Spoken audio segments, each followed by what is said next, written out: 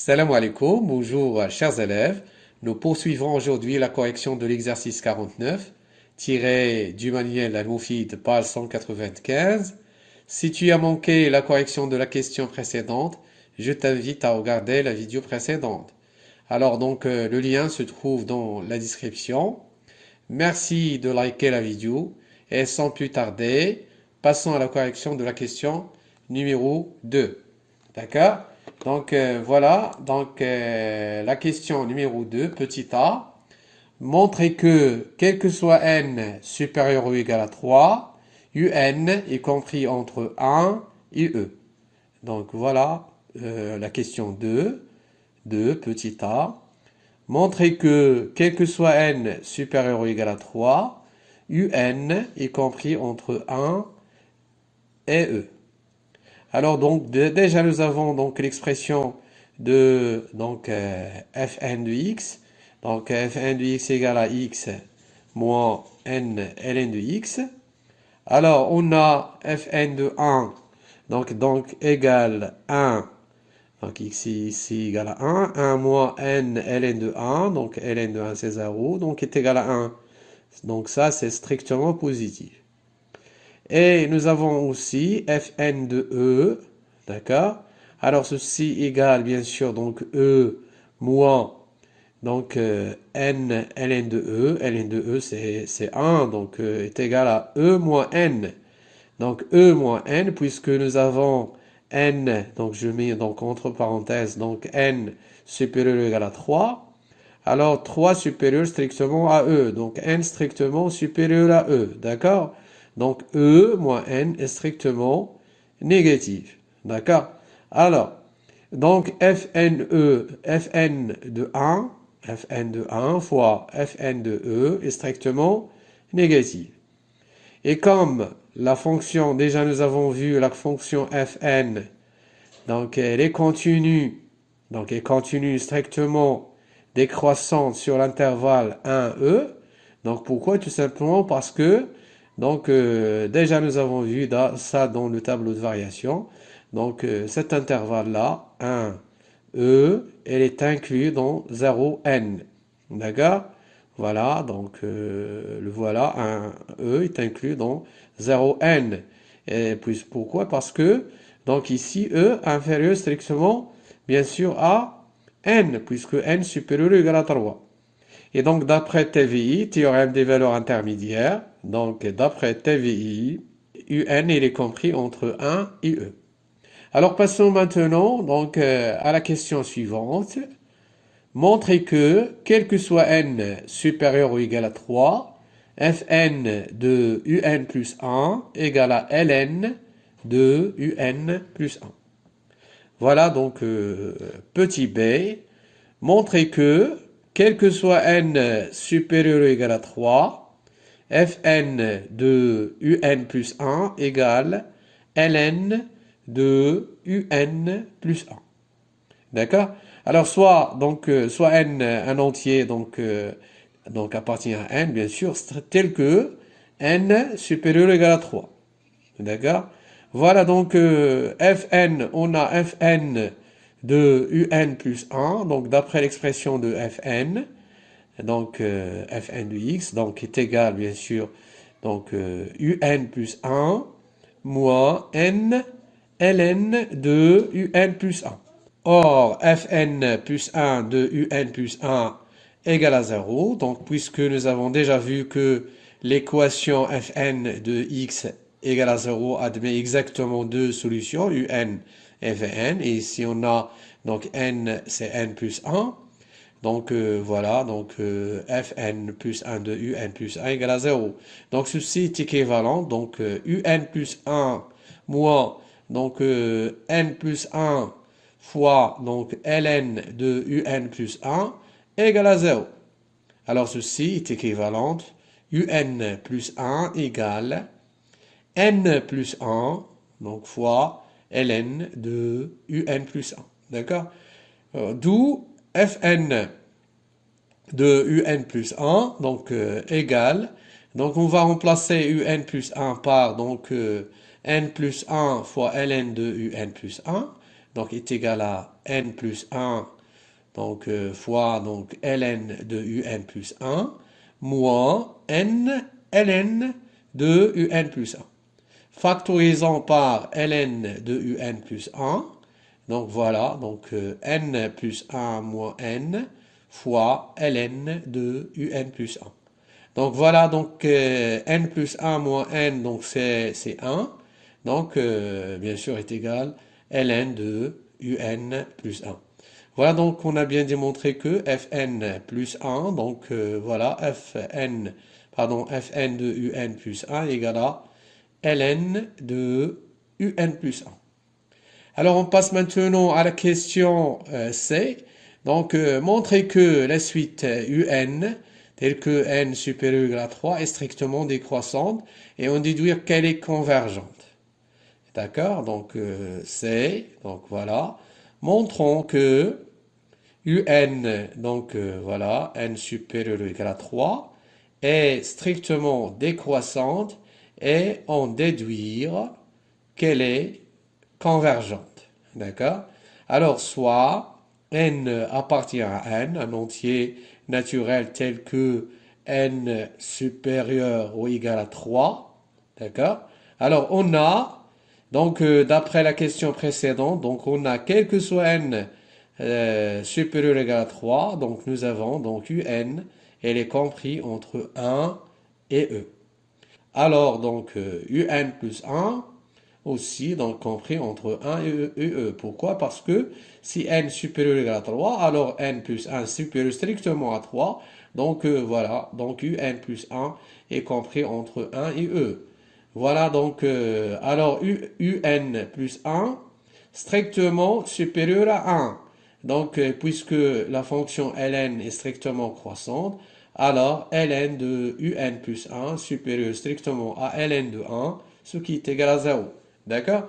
Alors, donc, ceci, bien sûr, implique que fn de un plus 1 supérieur strictement à 0, tout simplement parce que ln de un plus 1 égale à fn de un plus 1. D'accord? Donc, fn de un plus 1 strictement supérieur à 0.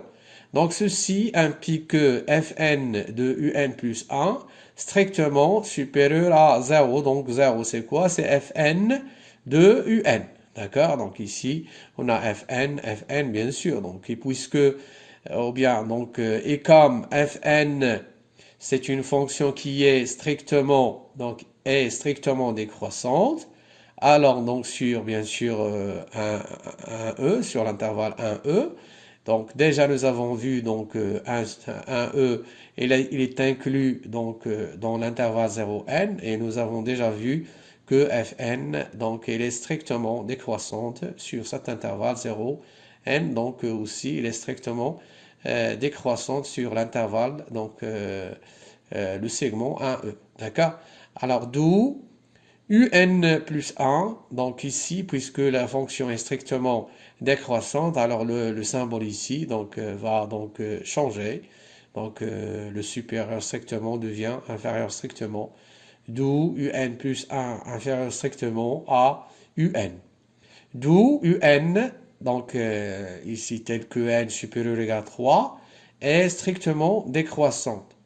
Et comme elle est, donc déjà nous avons, donc si donc on veut montrer que un donc est convergente et déjà elle est donc strictement décroissante, il suffit de montrer qu'elle est minorée. Et comme elle est minorée par quoi? Donc et comme elle est minorée par 1, pourquoi? Parce que nous avons un est compris entre 1 et e. Donc un supérieur strictement à 1. Donc elle est minorée par 1. Alors, un, cette suite-là, donc telle que n supérieur ou égal à 3, donc c'est une suite qui est, donc elle est convergente. D'accord? Alors maintenant, la question D, en encadrant ln de un, déterminer les limites de un, donc ici, telle que n supérieur ou égal à 3. Alors D, en encadrant ln de un, donc déterminons la limite de un, donc telle que n supérieur ou égal à 3. Alors, soit n, un entier, donc naturel, n appartient à n, donc tel que n supérieur ou égal à 3.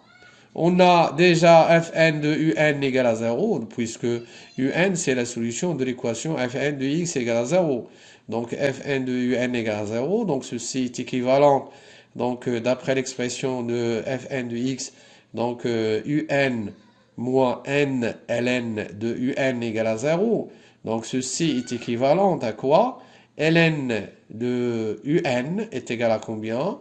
D'accord, égal, donc un sur n, d'accord? Ln de un égale à un sur n. Or, donc nous avons déjà, quel que soit n supérieur ou égal à 3, un, donc, elle est compris entre 1 et e. D'accord? Alors, donc, multiplions par 1 sur n, donc 1 fois 1 sur n, donc inférieur strictement à donc un sur n, donc inférieur donc strictement à e sur n. Donc un sur n, il est compris entre 1 sur n et e sur n. C'est quoi un sur n? Donc c'est donc ln de un. Donc ceci implique que ln de un, il est compris entre 1 sur n et e sur n. Donc, et puisque, donc, voilà, la limite, quand n tend vers plus infini de 1 sur n égale la limite quand n tend vers plus infini de e sur n égale à 0, donc d'après théorème des gendarmes, alors, directement, la limite, bien sûr, quand n tend vers plus infini de ln de un égale à 0. D'accord? Voilà.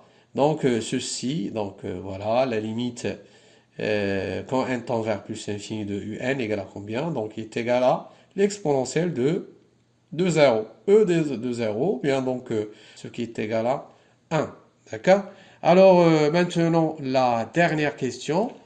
E, montrer que la limite n tend vers plus infini, ln de un sur un moins 1 égale à 1, et la limite quand n tend vers plus infini de n fois un moins 1 égale à 1. Donc voilà la dernière question donc, pour cette deuxième question, donc la dernière sous-question E.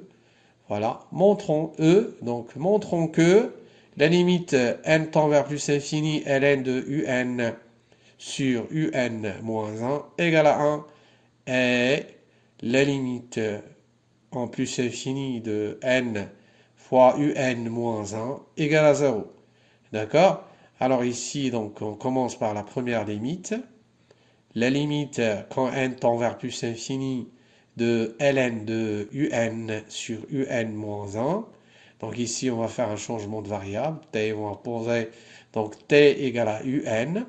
Alors si n tend vers plus infini, donc un, il tend vers quoi? Donc déjà, donc, nous avons vu un, il tend vers 1. Ça veut dire t, il tend vers 1. Donc quand n tend vers plus infini, donc t, il tend vers 1. Donc ceci égale la limite quand t tend vers 1 de donc ln de t, un égale à t, sur t moins 1. Donc ça, donc, c'est une limite usuelle que vous avez vue dans le cours. Donc ce qui est égal, bien sûr, à 1. D'accord, alors maintenant on passe à la deuxième limite, la limite quand n tend vers plus infini de n fois un moins 1. Donc nous avons déjà donc fn de un égale à 0, on a fn de un égale à 0. Donc ceci est équivalent à donc un moins n ln de un égale à 0. Donc ceci est équivalent, oui, donc un égale n ln de un. Donc ceci, donc ceci est équivalent à n égale un sur ln de un. D'accord? Donc dans cette limite-là, dans cette expression, on va remplacer n par cette expression, par un sur ln de un. D'accord? Donc la limite, quand n tend vers plus infini de n fois un moins 1, égale, donc on remplace n. Donc ceci égale la limite quand n tend vers plus infini, donc n est égal UN sur ln de UN fois UN moins 1. D'accord? Alors ceci est égal à la limite quand n tend vers plus infini de UN fois donc UN moins 1 sur donc ln de UN. Donc ceci, donc nous avons vu UN, donc il tend vers donc 1 quand n tend vers plus infini. Et donc et aussi, donc cette deuxième expression, aussi il tend vers 1. Pourquoi? Tout simplement parce que nous avons ici la limite de ln de UN, donc sur UN moins 1, elle tend vers 1, donc l'inverse aussi, il tend vers 1, donc fois 1, et voilà, donc est égal à 1. Donc voilà, merci pour votre attention, et à la vidéo prochaine, Inch'Allah. Salam alaikum wa rahmatullahi ta'ala wa barakatuh.